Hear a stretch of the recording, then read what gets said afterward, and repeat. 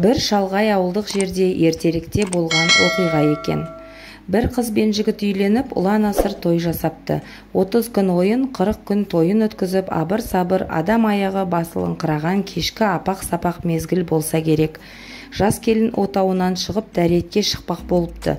Бұл жердің қыр-сырын білмейсің деп, қасына күйеуі де ере шығады. Жеке отаудан сәл әрірек бір түп шеңгелдің түбіне қарай жас келін шапанды желең бүркеніп алып кете барады. Ақ көйлегінің етегі жер сызып, бұраңдап бара жатқан келіншегіне сыртынан сүйсіне қарап күйеуі шеттеп қала береді. Сол мезетте кеште қоюланып ай туады. Шеңгел жақтан үп еткен сыбыс жоқ. Күйеуі дыбыс береді, тым-тырыс. Сәл тың-тыңдап, ал мен бара жатырмын дейді. Үн жоқ. Жігіт ақырындап бір түп шеңгелге жақындайды. Келсе жан жоқ. Жаңа ғана көз алдында құманын алып, дүзге кеткен келіншегі құмға сіңгендей ғайып болыпты. Жігіт аттандап ауылды басына көтереді. Бүкіл ауыл болып, ат тұяғы жетер жерге дейін келіншекті іздейді. Келіншектің ауылына хабаршы шабады. Бүкіл ел жұрт аяғынан тік тұрып іздеу салады. Ұшты күйлі бір дерексіз кетеді. Көрдім білдім деген жан болмайды. Сөйтіп күйеуінің дәл көзінің алдында келіншегі ізім ғайып болыпты. Арада жылдар өте береді. Келіншектен бір хабар жоқ. Жұрттар сан-саққа жорып бұл оқиғаның ізі суып күдерін үзе береді. Неше жаз, неше күз өтеді. Өмір алға жылжи береді.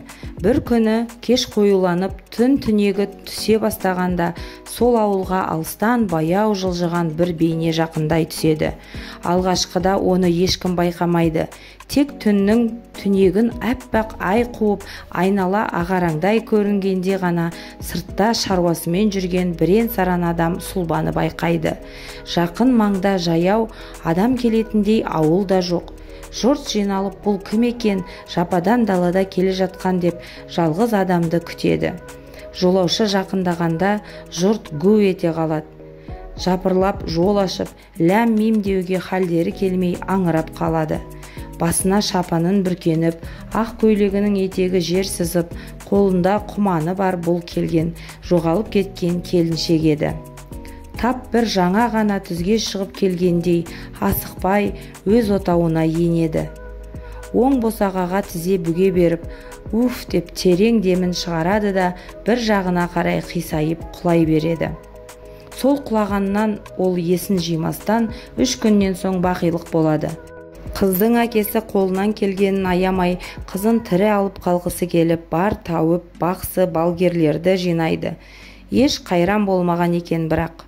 Көпті көрген, атағы жер жарған молда айтыпты.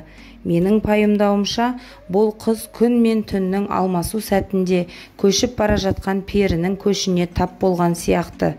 Күнмен жағаласып ұйықтама, күн батарда жас келіншек суға бармасын, жалғыз дүзге шықпасын деген ырымдар бекер емес. Күн мен түн алмасарда перілер әсіресе белсенді болады екен. Бұл сондай періге соқтығысып қалған сияқты. Көшкен перілер өздерімен ілестіріп кеткен. Енді бұл дүниелік адам емес депті. Әрқашан білген дұғамызды оқып, отырсақ та, тұрсақ та бисмиллах деп жүрейік. Қалайда бір тылсымның бар екені ақиқат екен.